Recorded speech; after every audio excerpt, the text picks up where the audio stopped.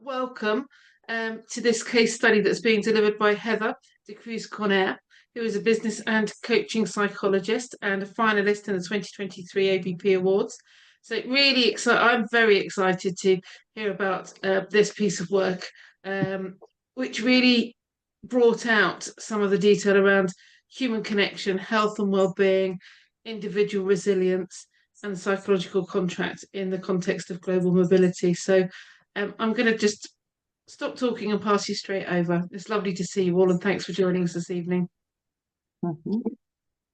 Hi, everyone. So just a bit of housekeeping.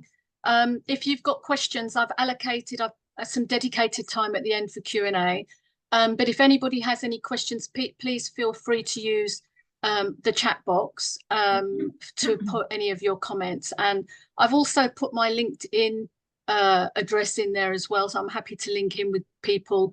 And also everybody is able to have a copy of the research. There'll be a download link at the end, because this really is a short dive in to what is quite, a big research study. So everybody will have the opportunity to do that as well. So this really is an overview.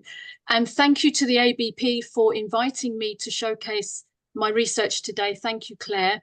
I have to say that submitting to the awards last year on behalf of myself and my client, and going through that process, was very enriching and quite soul affirming, I have to say. And it was probably one of the best things I've done, since I qualified as a psychologist. So I was, really, really pleased that I took the step to do that. So thank you to the ABP. It's a privilege to be hosting here today. It is being recorded as well for some other members who aren't able to attend, so I hope that's okay. So without further ado, let's jump straight in. So hang on a moment. So hang on. Sorry, I'm going to have to stop sharing for a moment. And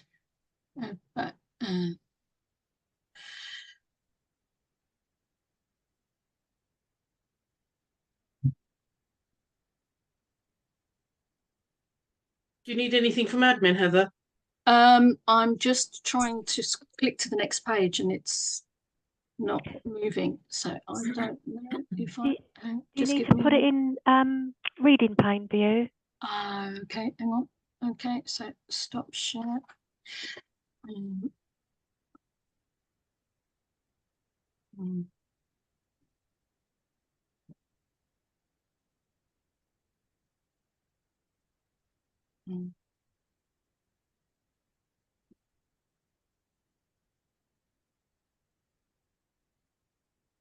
Right, okay.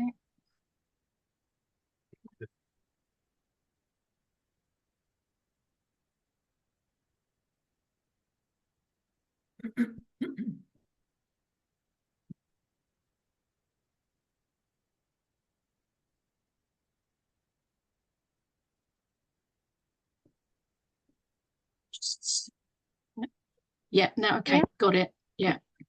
Okay, right, sorry about that, everybody. Right, so let's jump straight in.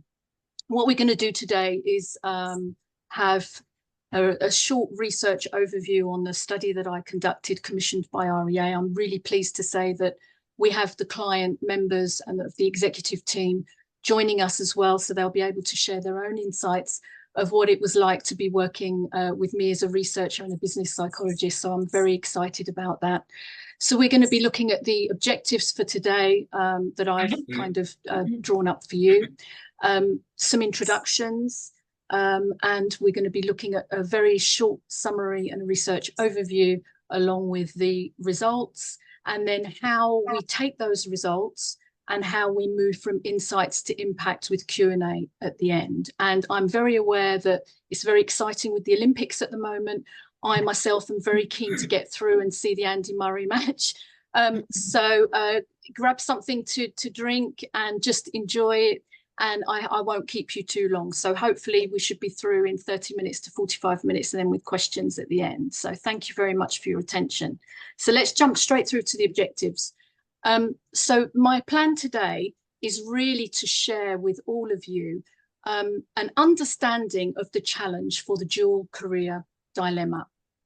For those of you that might be new to this and not are in global mobility, what that means is, and what global mobility is moving talent globally in a global footprint or landscape, if you will, in order to share talent, business strategy and objectives so that companies can be more profitable and perform better around the world globally.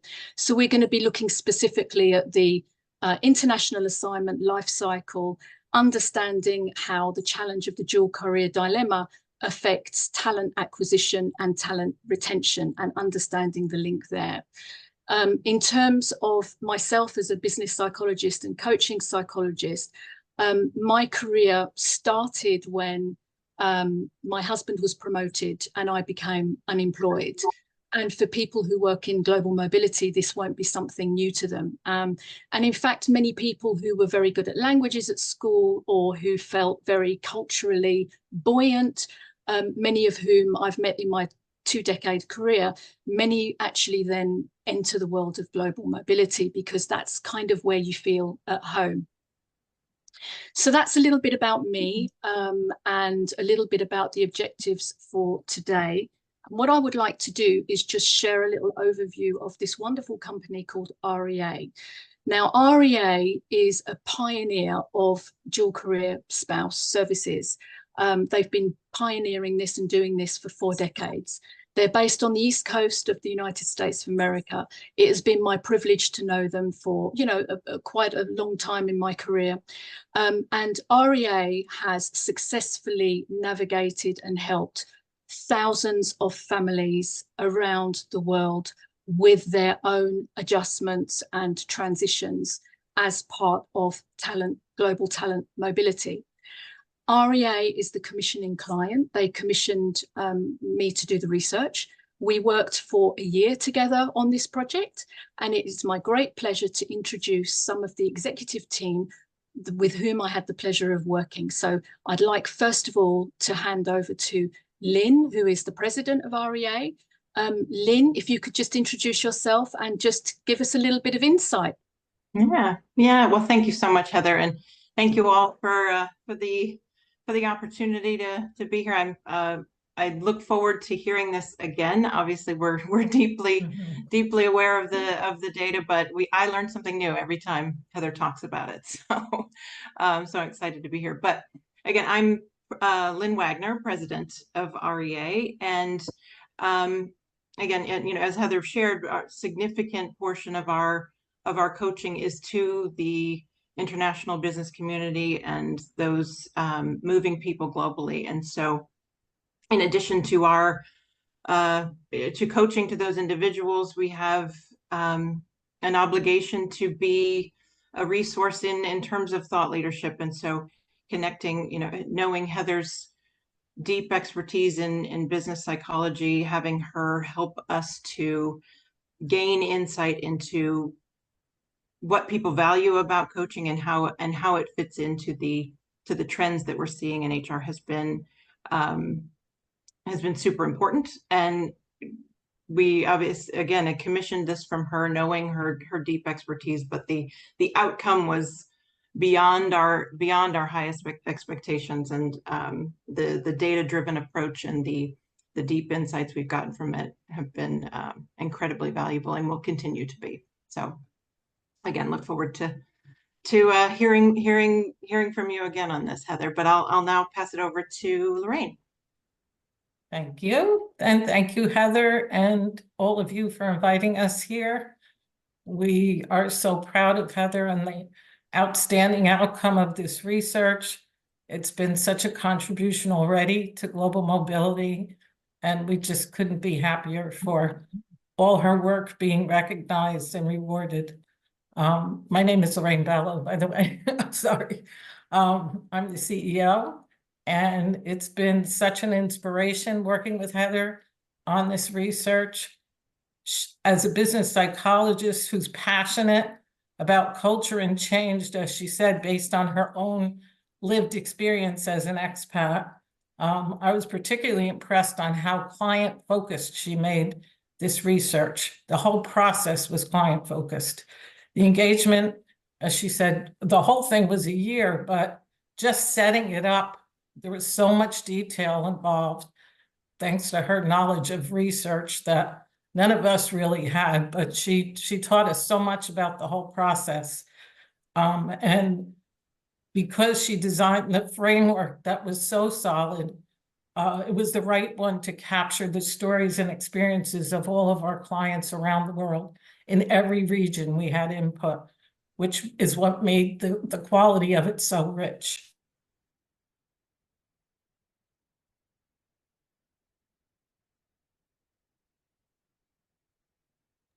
You're muted. Lorraine, you're muted. You hit mute by accident. Did you hear what I said before? Was The I last muted couple the whole seconds. time? No, just the last like couple seconds. Oh, last okay. 30 seconds. Oh my goodness, okay. I think I was saying the final design was a balance of integrating the solid evidence base for the questionnaire to explore what families on the move were experiencing in terms of their own health and well-being and resilience.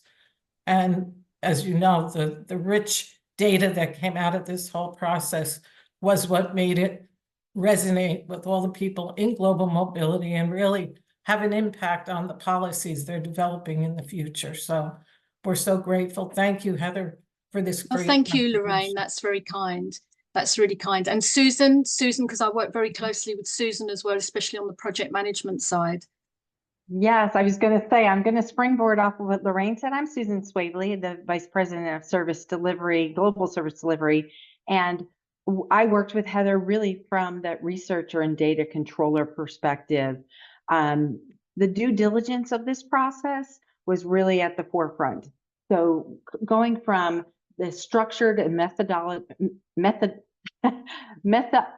goodness, I can't say the word. Methodical, thank you.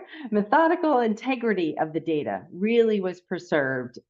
We looked at just looking at where we're going to focus, and that was a global focus. We looked at 34 participants over 4 continents.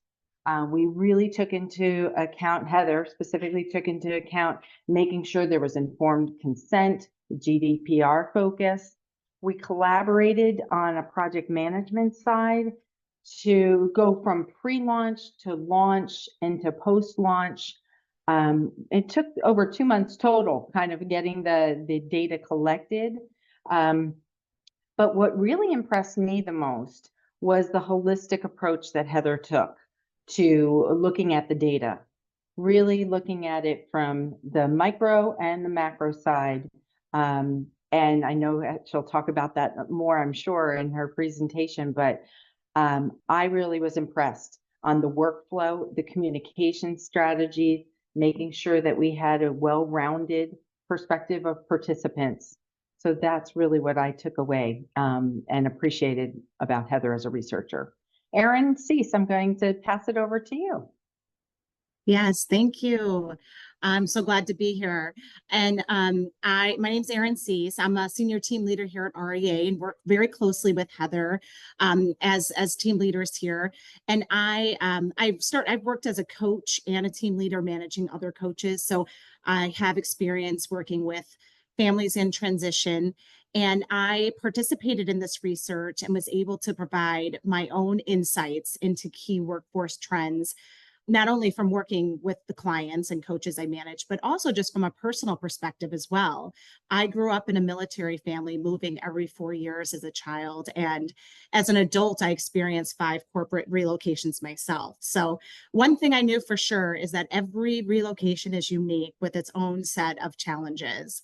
And although I might have understood a bit more about maybe the logistics and mechanics of moving, I certainly experienced and processed the change very differently as a child, as a teenager, and as an adult. So it's different, not only for every family, but even for each family member in the various stages of their life. So it was exciting to participate in the research and really just share this perspective. I do feel that a one-size-fits-all approach to the lump sum payments often fall short in addressing the diverse needs of these families. You know, every family's circumstances are different. So whether it's, you know, finding suitable housing or securing quality education for their children, or just ensuring a smooth transition into a new community, just providing that more comprehensive package rather than just a lump sum, I feel truly offers more of the tailored support that's needed for these families. And as a result, I just think we'd have more successful moves and happier, more productive employees and families. So, so I'm excited to be here. And Heather, I'll just turn it on over to you. Thank you very much. Who else do we have from REA? I think I see Kim here. I know there were a few people who were planning to attend. Kim, do you mind unmuting and just coming on as a friend of REA or as an REA? You're a team leader and a coach as well. But, you know, just give us a little bit about the work we do at REA, perhaps, and how health and well-being has really, you know, changed the landscape or transformed the landscape, especially post-pandemic. It really has. And I think, as everyone's aware, both the company and the employee realizes they don't have to relocate anyone. And so when they choose to, there's quite a big investment.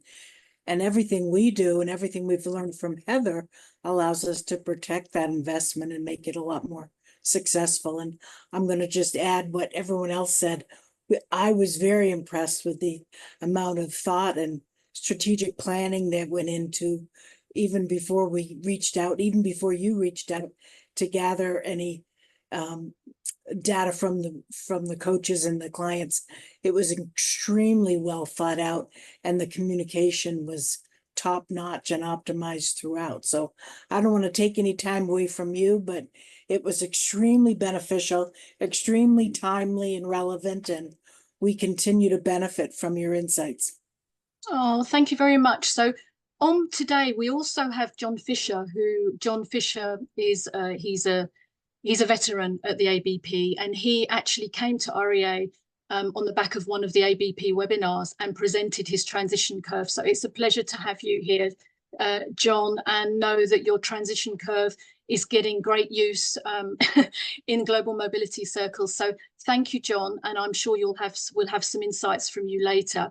And we also have Yvonne Kwa, who I met recently, who has written a book which is absolutely outstanding, and she's also designed a care model for relocating couples or dual careers, and how that can enhance the decision-making process. And so I'm really excited to have Yvonne with us today from her global mobility background, and hopefully we'll be able to contribute later on, especially in the Q&A. So thank you, Yvonne, for taking the time. And we have Christian Terneden, who is a global mobility expert. And why I'm excited to have Christian here today is because of his multicultural background, and he's based in the States now. But Christian is a global mobility advisor and strategist, and he has had a wealth of experience working at relocation management central level, so an RMC. So he has real insights into the actual processing and the logistical challenges that are so multifaceted in global mobility. So Christian, thank you so much for taking the time to join today. Thanks for having me. Appreciate it. Thanks. And we have Rawan. Rawan, are you at all involved in global mobility, or? No, but perhaps I qualify as a global mobility. I'm just a member of the ABP. I graduated in business psychology. Okay. I moved to the UK from Nazareth. So yeah, it's kind of a mobility. Yeah. So yeah, maybe, and, yeah, my visa will expire, so then I'll have to move again, but God knows where and when. So yeah. Okay, well, this will be great. This will be great for That's you. the reason I joined. Yeah, thank you. Thank you very much. So thank you. So without further ado, we're going to just kind of move on now. So okay, so here we go. Right, so the sample size for this wonderful study was 34. 34 for a qualitative study is actually quite high. I didn't realize what I'd let myself into until I started the data coding process for the thematic analysis, and realized, oh my goodness, I remember now in my thesis, I only had 10, and now I've tripled that amount. But anyway, so the design was innovative. It integrated big data and thick data, which I'm going to talk about in a minute. It was multi-generational, which, as we all know, we're moving into an era where the millennials and the zillennials are right out there. I think in 2025, they're going to make up 50% of our workforce. So it was very important for us to have multi-generational participation. And then we had the global scope, or our global footprint, which REA has anyway. So we had the Americas, we had Europe, West, East, North. We had the United Arab Emirates, and we had Asia and Asia Pacific. So it was very important for us to have quite a big reach there. So we also had 5 groups. These are demographically represented here on the side. So 3/4 of the population were made up of the coaches and the clients who were receiving the coaching. We then had the final quarter, which was made up of global mobility professionals that work in REA, either in a supervisory coach function or client services function, or part of the executive team. So that's a general overview, but let's get down to the nitty-gritty here. Let's talk about big data and thick data, because what does all this mean? What it means is big data is just a way of describing scale. So think of those surveys that you look at, and it says we surveyed 30,000 people across 60 countries, and you think, wow, that is scale. So the metrics that you get from that are considered quite hard, okay? So that's why we call it big data. And generally in psychology or in research, that is the dominant approach. That is the main approach that you will see for pulse checks or engagement surveys that have a Likert scale of 5, and you score on there. And it gives you a temperature check, and it gives you a surface value that is generally statistical, and it's valid, and it's reliable. That's why, and it's cost effective. So that's fantastic. But when we're in relocation, when we're moving, when we all know what's being constructed and deconstructed as we're moving, does that really listen to the audience? Does that really give you insight into the stories of what they're experiencing when they're on the move, especially post-pandemic, where the world has transformed with remote working and geopolitical uncertainty? So in the discussions with REA and when we had our consultations, we looked at, okay, we are a company that listens. We use coaching as one of the transformative mechanisms to provide solutions and to help people in their day-to-day, whether they're on the move or not.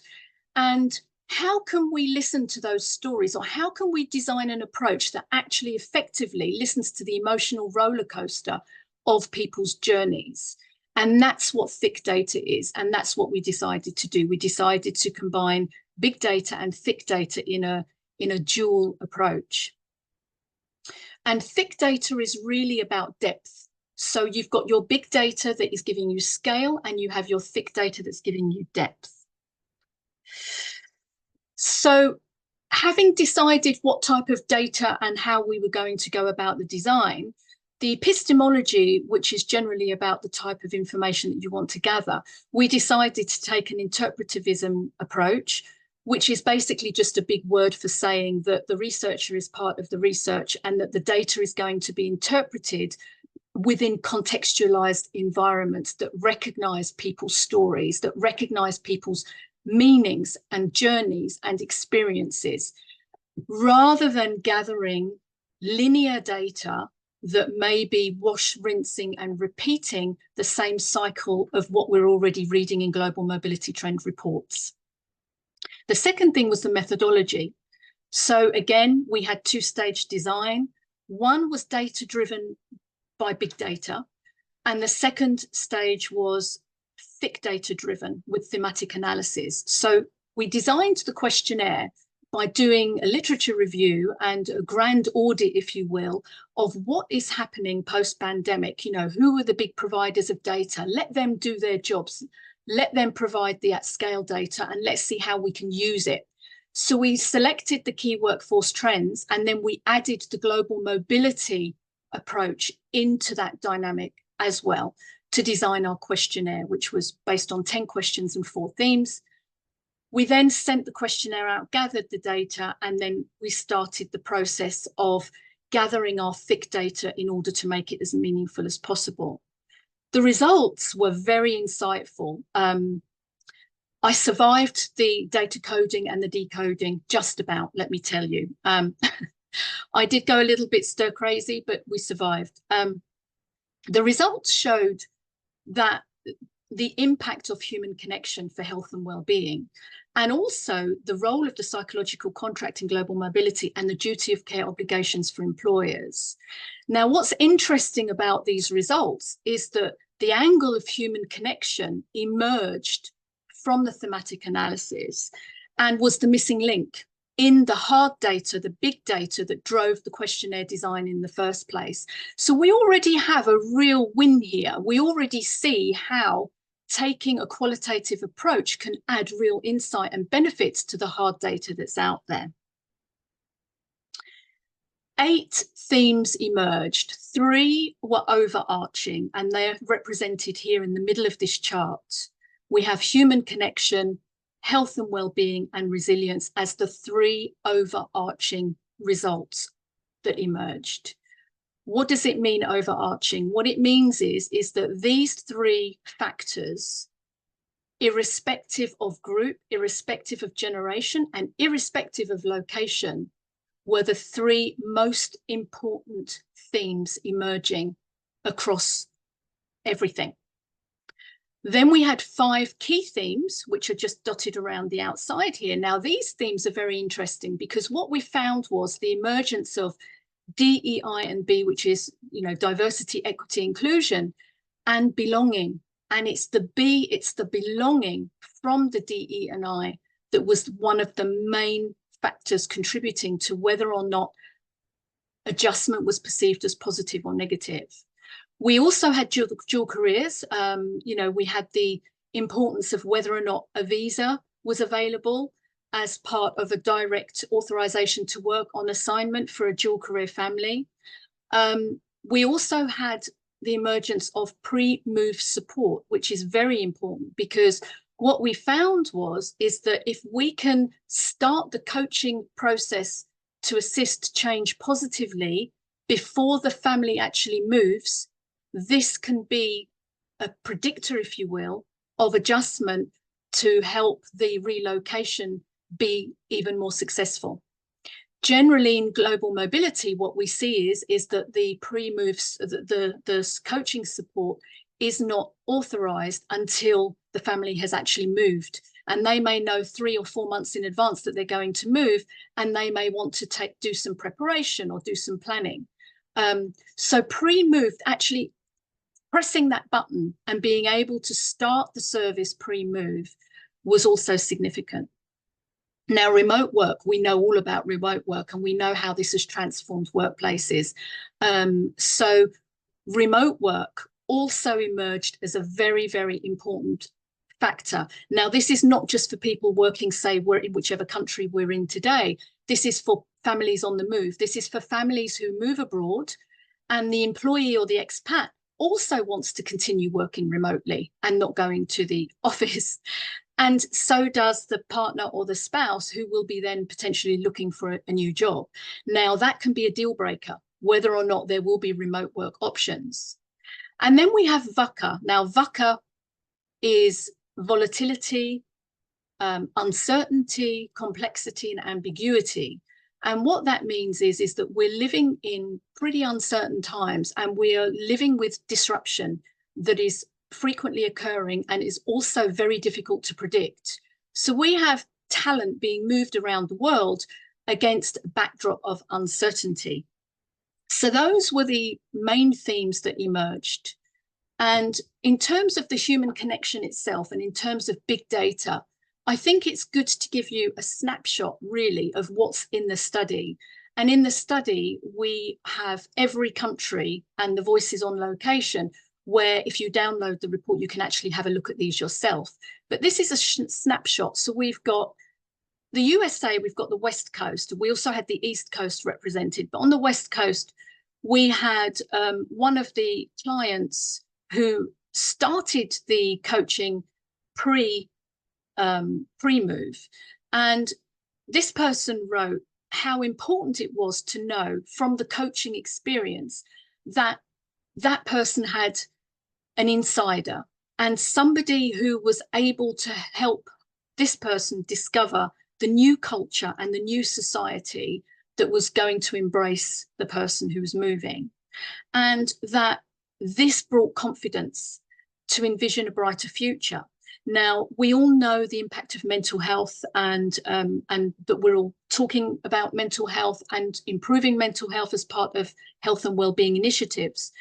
And what we found in this study was the increase of anxiety, not just from the move itself, but the move against a backdrop of geopolitical uncertainty and also socioeconomic uncertainty, where the job market is uncertain, and where there are hire freezes and projects are being stopped, and the emergence of digitalization and the focus on cost containment is bringing even more amounts of uncertainty.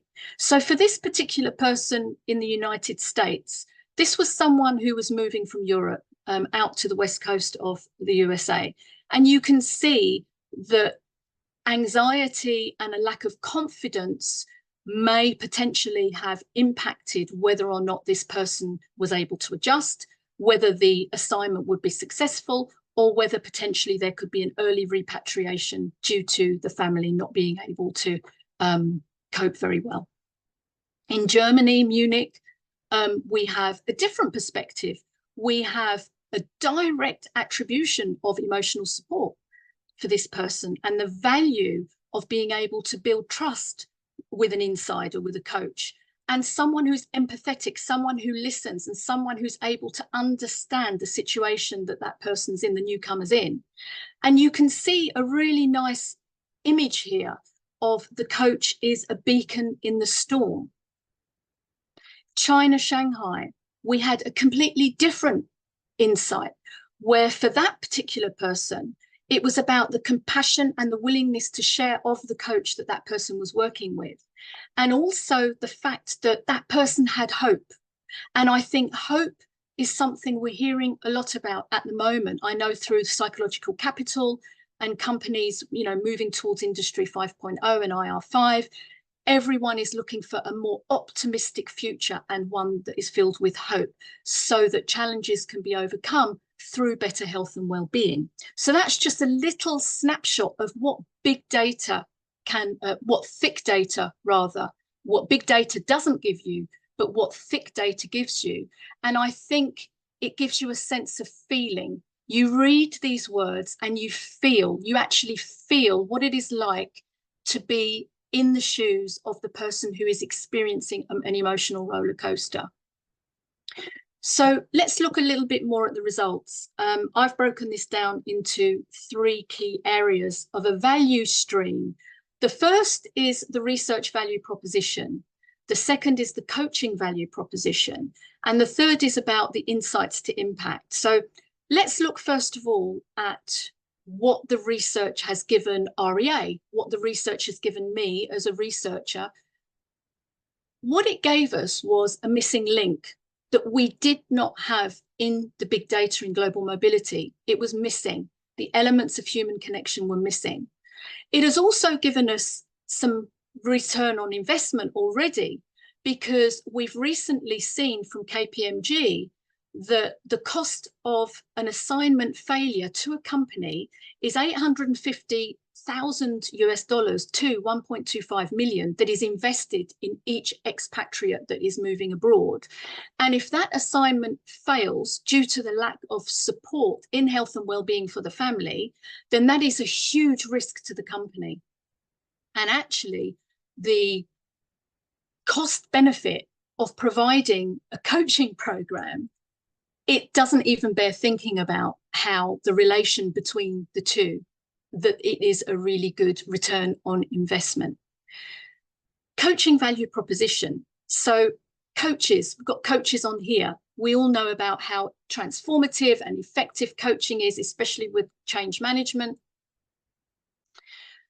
What we have now is we have evidence-based data and intelligence assets that can be used in RFPs, they can be used in RFIs, they can be used as thought leadership tools, they can be disseminated in the global mobility community. And what we actually want to do with that is affect change in policy so that policy is inclusive and it covers those missing links that may be present and causing potential risk to the company's strategy.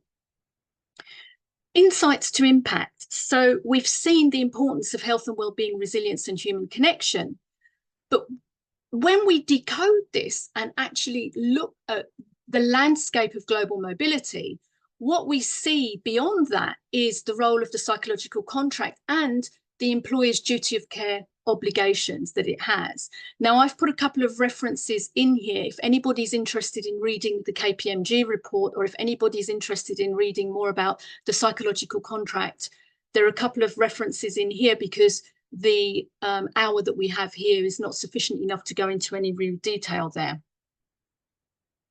So the psychological contract, if we think about what the definition is, I'm going to give you there's lots of different definitions, and what we're going to do is look at the definition from the CIPD, or the Chartered Institute of Personnel and Development, which is that it's an economic exchange between employer and employee to cover the needs of the workplace, if you will. That's a very, very simplified approach, but basically what it means is that we enter employment and we have a contract, and that contract of employment is very limited. It covers transactional things about salary, hours we're working, what's expected, what's illegal, what isn't illegal. It's formal. What it doesn't cover are our expectations, or the expectations that are implicit. They're not made explicit. So for instance, when we looked at the key themes previously, the 8 key themes that emerge, if we look, let's take remote working as an example.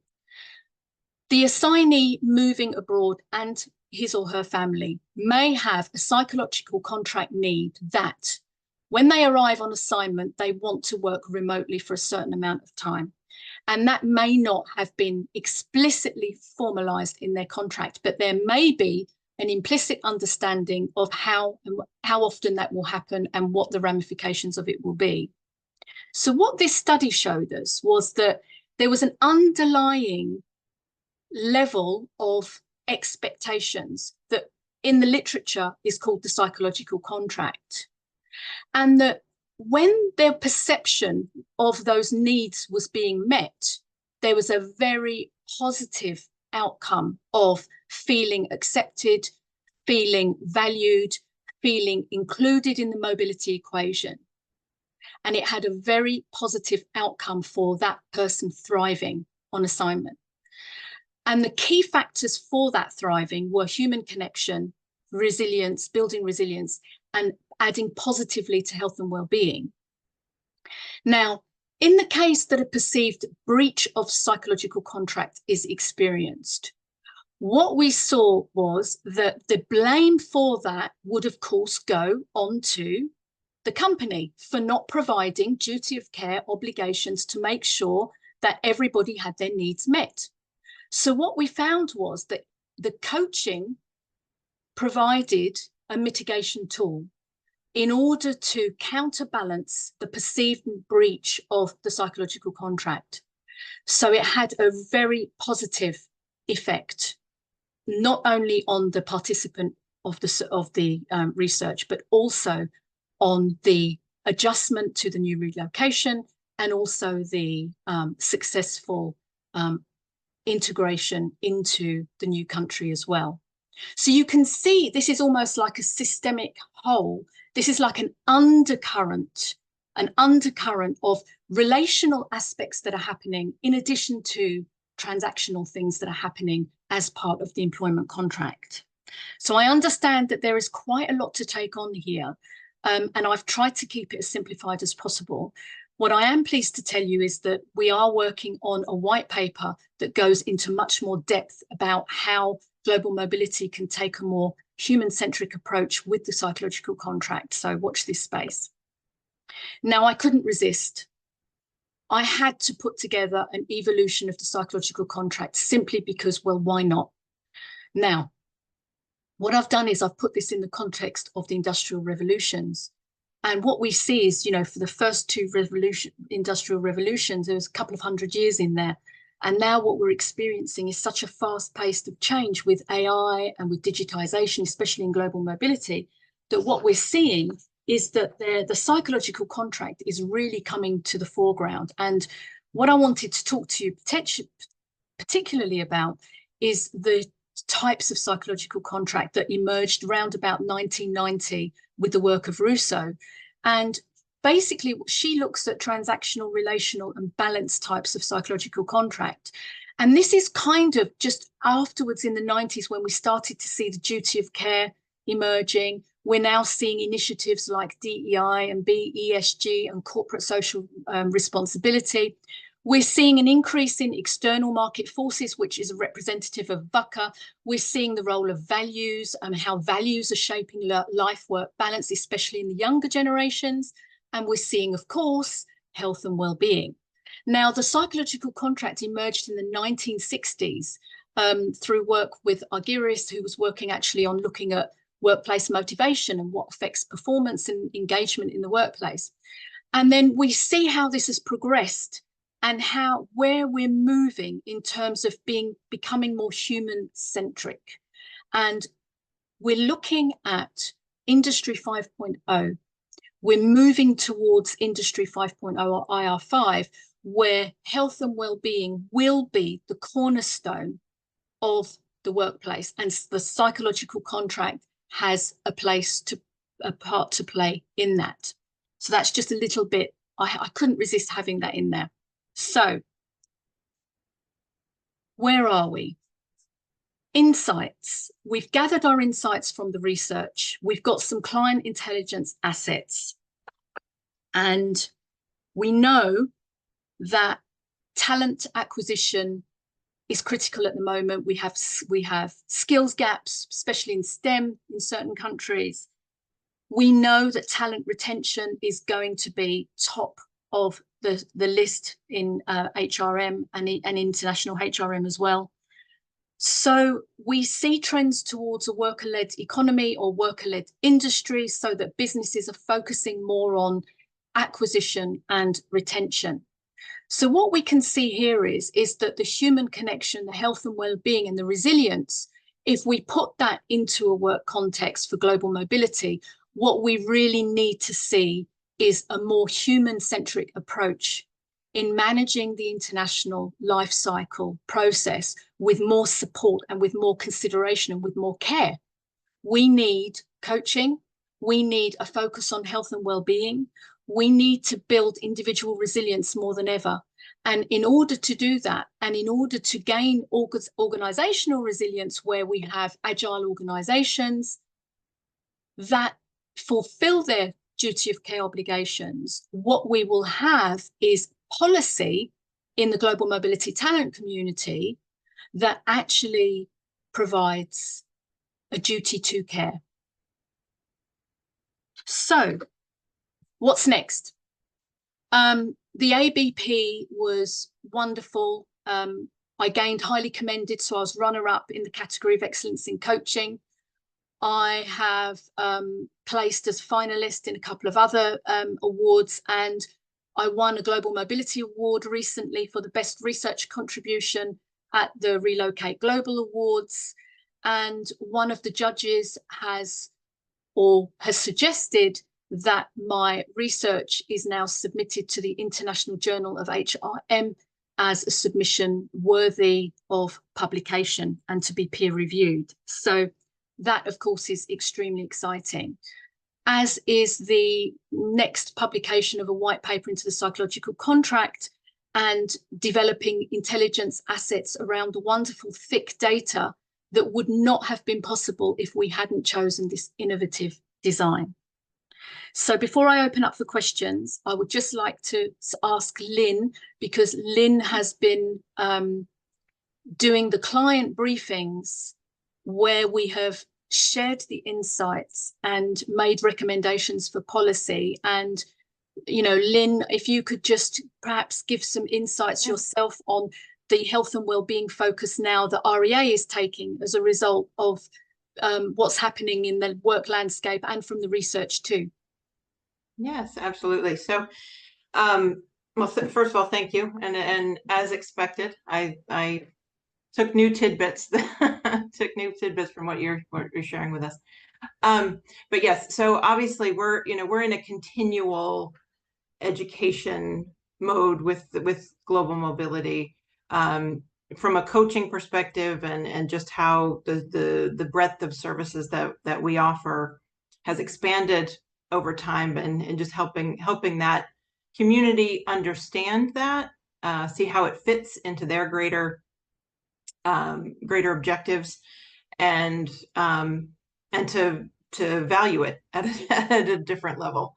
And so this being able to share the stories, probably particularly, that really is ultimately what resonates, because obviously when we're connecting with clients, and the process most often that they're involved in is a pretty tactical one, and a logistical one, moving people's things, and timelines for finding housing, and those kinds of things, all critical, certainly, but very specific and very tactical. And so they end up in that mode.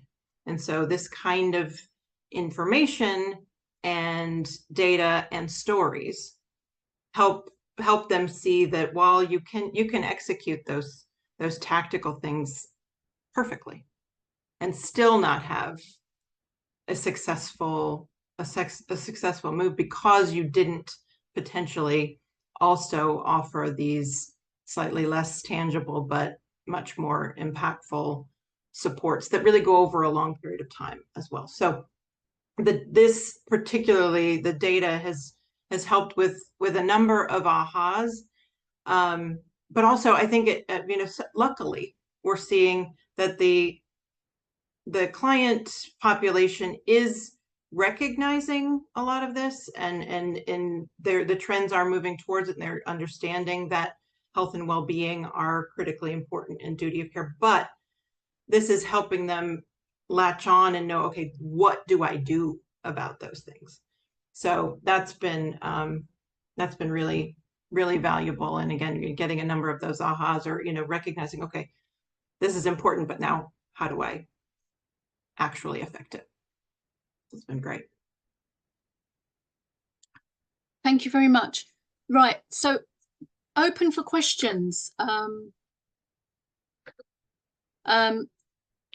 Any questions, and yeah, or any thoughts, any questions, please, jump in, or unmute yourself and come join the conversation and tell me how you feel about, these insights. Christian, you've just raised your hand. Would you like to? I'll mute myself. Do you want to speak? Yes, please. Something that Lynn just said really resonated with me, because as a relocation consultant, and then as a leader of relocation consultants, the way that we've worked with REA was that we would organize the relocation and be the main point of coordination for all these different services that Lynn was talking about. And in one of these services would be a referral, a service order to REA, to then pick up the ball and talk to the relocating employee and or their significant other, and or maybe even their family. Great. That's kind of best case scenario, where we have that service available in our policy. The question that I'm thinking about right now is, if we don't have that, and we're looking at Heather's slides, and we're looking at the duty to care, who does that? Who provides that function? And I mean, the first obvious answer is no one. They're left to fend for themselves. But if you then go a little bit deeper, and I'm thinking of my own experience, a few parties come to mind. One would be, and that's also a hope, there's somebody within the company, maybe an HR person, maybe a mobility person who has the bandwidth and time to talk to at least the relocating employee, not their families, not their significant others, but the employee, and checks in on them and figures out how they're doing. That's great. If they don't do that, and they often don't, it really lies with the relocation management company, who talks to people, spouses who may be crying because they can't see this sense of belonging, and the moving company just trashed their grandmother's china to boot. Or another party that I can think of that will take care of a lot of this will be the destination services provider, the person that will lead the family by the hand and take them and show them houses and schools and things like that. But as good as these people are, they're not psychologists. They're not trained coaches. And, I'm not. My team definitely wasn't.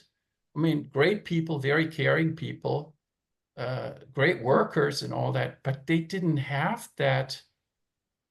They didn't have those tools to really do this kind of coaching. So I think what we ultimately need to do is just to keep on telling the people that hold the purse strings, you can outsource this, but if you don't outsource this to the right people that are actually trained to provide the service, it's only going to be as good as it gets.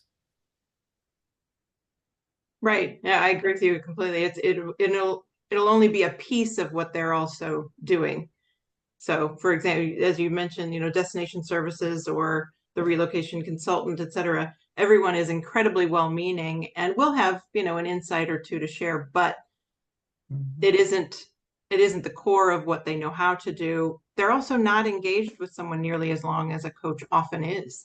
It's maybe before the move and then also months into that transition. So up to now, and in a lot of cases, it is the companies will think that there are a number of people that are helping with those aspects of things, but it ends up being very disjointed and not really taking an approach that's going to be all that effective if you don't have a coach that's doing it.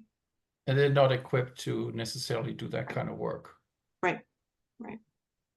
Claire has her hand raised. Claire, did you have a question?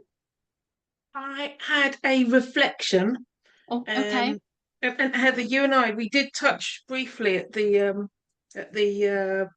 last awards, and I feel really, I've loved the presentation, and I've loved getting this extra insight into the work that you've done. I feel a bit cheated that we didn't start talking just after the pandemic, because I did a similar piece of work for a global firm, but it wasn't about global mobility, but it was about what the future of work would look like post-pandemic, and it did look at big data and thick data with the expectation that the thick data would just be a nice to have. And I feel your pain over sorting through the data to try and get that thematic analysis going. But what's really kind of hit me like a sledgehammer today is the outcome from the work that I did, and this was around the future of work post-pandemic across 5 countries, so real cultural differences, was a focus on connections, wellbeing and leadership. And leadership was very much the umbrella term for things like psychological safety, resilience, where we were headed as a firm. But what the powerful messages were things that people talked about, how they wanted to be connected to other people post-pandemic. And the powerful piece was just having gone through the exercise, which I wonder whether you've got some insights from this, having taken these 34 people through this process. When I ran this similar sort of exercise, I got people saying to me, it's because you've done this, because you've asked the questions, I've never felt so connected as I do now, because you've taken the time to actually reach out and speak to me. So, at a time when, we're really aware of VUCA, and it continues, and that pace that you've talked about on your timeline of psychological safety, this feels like it's the global mobility piece is brilliant. It's brilliant. But it's beyond that connections, that well-being, that psychological safety piece. we need the right people in place. So to Christian's point, how are we going to make sure that organizations are outsourcing or bringing in the right individuals to make sure that employees across the piece, whether they're moving, whether they're facing changes in the organization or organizational redesign, how do we actually make sure that we look after them? How do we look after that talent? But we need to get together and nerd out over this data again separately at some point, because it's been really good. So thank you. No, you're welcome. And I see that, I can see parallels, but one of the big things that I've missed out, I'm sorry, was the inspiration for this study, who's Trisha Wang. And Trisha Wang is a statistician. She used to work at Nokia. And she said that just because something is measurable, it doesn't mean it's valuable. And this was one of the inspirations for me and the management team of REA to design something that would measure something but achieve something valuable. So someone else has their hand up. Please unmute and ask a question. It was me, Heather. It seems to be playing up my reacts at the moment. They're coming and going and disappearing off my screen. Fascinating. Really enjoyed listening to it, and maybe a bit of a double question, because as you know, it's all about thick data for me, and it's all about the individual. Was the human connection the one-on-one between the mover and the coach, or did it include the family and the coach? And the difference between the millennials and the boomers in how they perceived the psychological contract, because my experience is they are literally worlds apart. And you're on mute as well, Heather. Yeah, so I've just unmuted. So yeah, brilliant. I wouldn't have expected anything less from a constructivist. And I did use constructivism when I did my thesis, so I'm very familiar with Kelly and I loved it, but there's no way I could have done something with Kelly for 34. But anyway, no. So your first point, which was about, I've forgotten now, say it again. The human connection between... The human connection. So the human connection is what was coded and decoded. So nobody wrote, I need human connection. This was part of my coding process, the human connection, okay? And yes, you're quite right. There were different aspects of human connection that makes up human connection and social connection even. So some of the aspects were working with the coach, which was one of the main parts of my coding. But other aspects of human connection involved the communication in the moving logistical process. So this will really chime with Christian, because some of the feedback was that dashboarding is now, which is an automated method of dealing with the whole logistical benefits of mobility benefits and budgeting that each one is assigned, that this is now processed with so much of a dashboarding approach that people felt, or the participants felt, completely alienated in doing something that is one of the most important things that they will be doing in their life, like moving across cultures, and yet they couldn't speak to anyone. So the coach really essentially filled a human connection void where they were moving logistically and didn't have anybody to speak to. They were just clicking buttons, like doing an online, someone actually compared it to an online shopping list. And then the human connection also featured in, for instance, all of the logistical aspects of relocation, like visa, the compliance for immigration and tax, again, where they're just receiving emails and apps and dashboards and not actually being able to communicate what they felt were very special needs about the change that they were being confronted with, and not being able to communicate that with anybody in a way that felt human. So that's the answer to that question. And so what was the second part of your question? It was about the millennials and the boomers, the difference between the two. So no, the key themes were coded as being important in terms of the impact that they had, either negative or positive.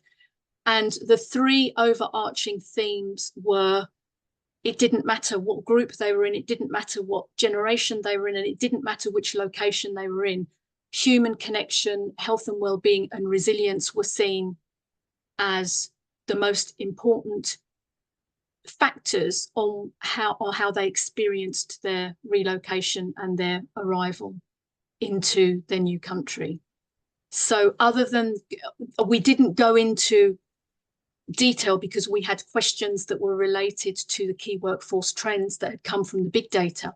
So they weren't highly individualized. The only highly individualized came through the coding and the decoding. So they didn't come from the questions themselves.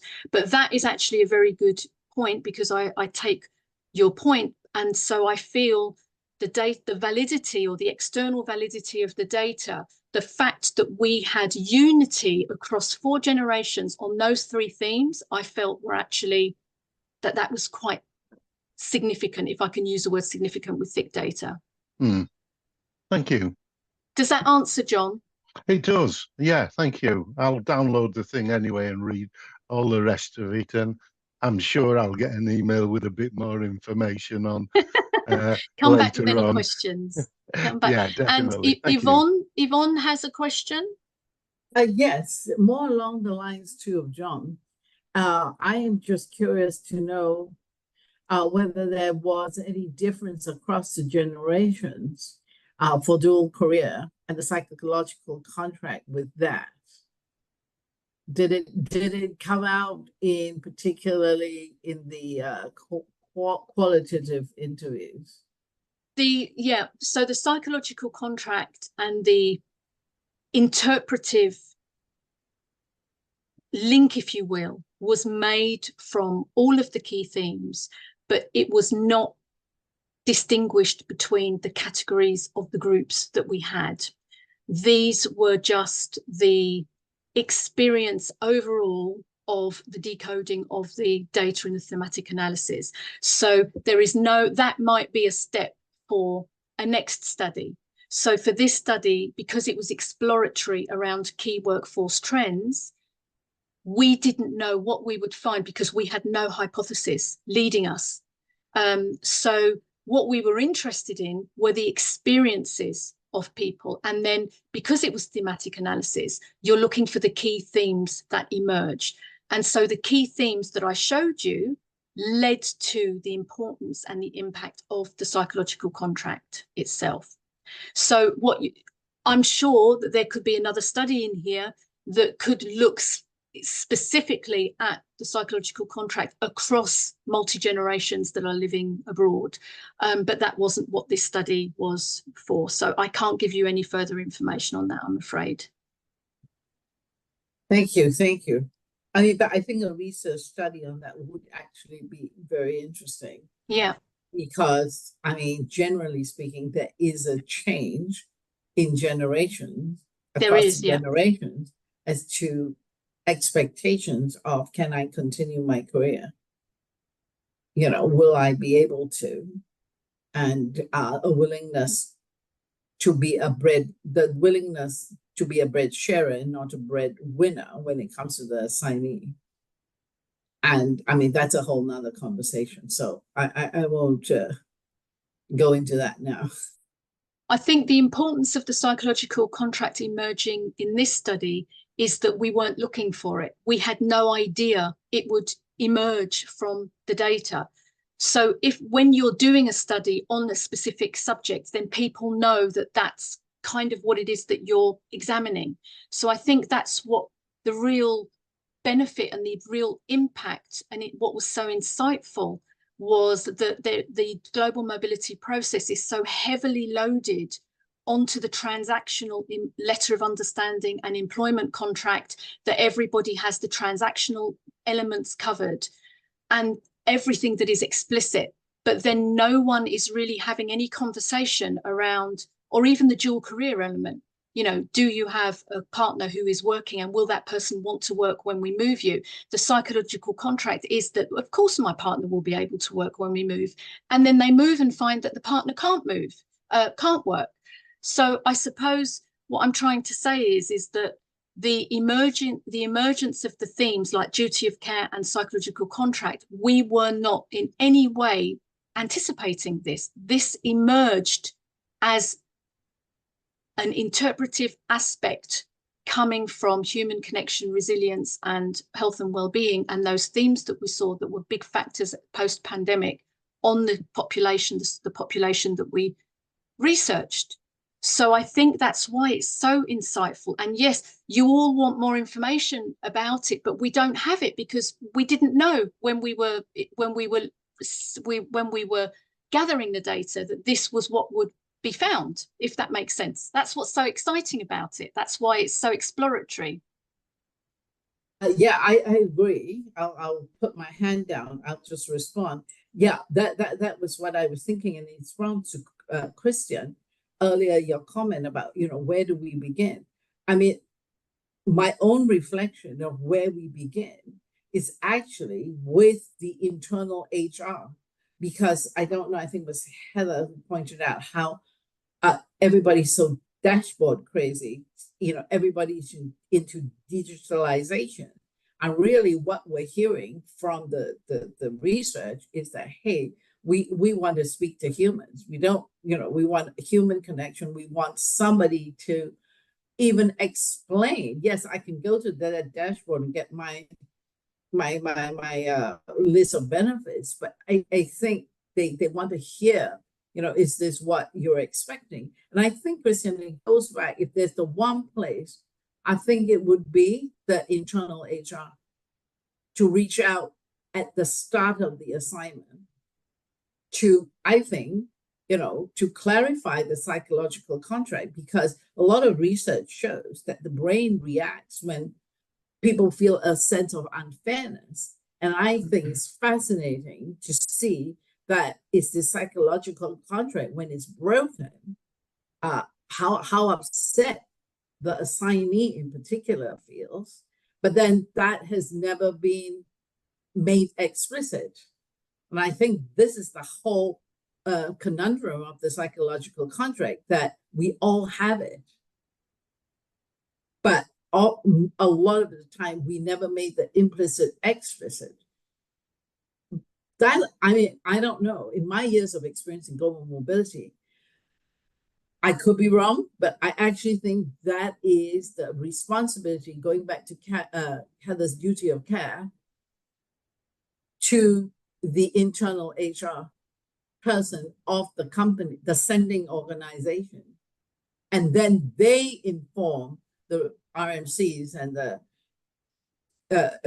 DSPs and all that, having clarified, I think, you know, hey, we're asking you to do a lot of upheaval. You know, what are you expecting from us? It could be a simple question. And I think from that very simple question, you could really find a lot of answers, or unearth a lot of what is implicit to their expectation. Thank you very much, Yvonne. I think we just have Christian now with his hand up, and then I'm conscious of time. So Christian? Okay, that was great what you just said, Yvonne. And I want to play devil's advocate for a moment. There's two things that I heard a lot. One was with regards to the internal mobility person. No, I'm not going to do that. I don't have time, and we've outsourced all this to the relocation management company, so they should deal with it. We're paying them for it. And then the second thing I heard a lot was, well, the dashboarding is great because younger people don't really care. They don't want to talk to anyone. They just want to see it all on a dashboard. The experience they want should reflect Amazon's, which is difficult with an RMC's technical budget. It should, it should be like Uber. Relocating should be like ordering an Uber. So you hear these points, which I massively disagree with, don't get me wrong, all the time. And I think, Heather, the figuring out that it doesn't matter which generation you're looking at, that they all feel the same way, that in itself is a massive find.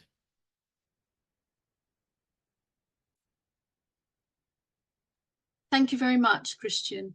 I think Claire, I hand back to you now to close. Want to thank everybody for attending, giving up your time today and coming on and supporting this wonderful research journey. Thank you all for your insights. Claire, was there anything you wanted to add? No, I mean, thank you on behalf of all of us, Heather, for sharing your research and the work that you've done, and for all of your colleagues at REA for coming along and giving their own testimony, which I think really adds that weight and value to the real life process. We had a lot of people expressing interest in this session, so it is recorded, so I expect they'll be picking this up in the days that follow. We are slightly caught out by the excitement of the Olympics, but thank you very much, everyone, for attending this session. It's been really, really valuable. Heather, let's catch up at the next event and nerd out on some of the data, because it's really, really interesting stuff. So thank you.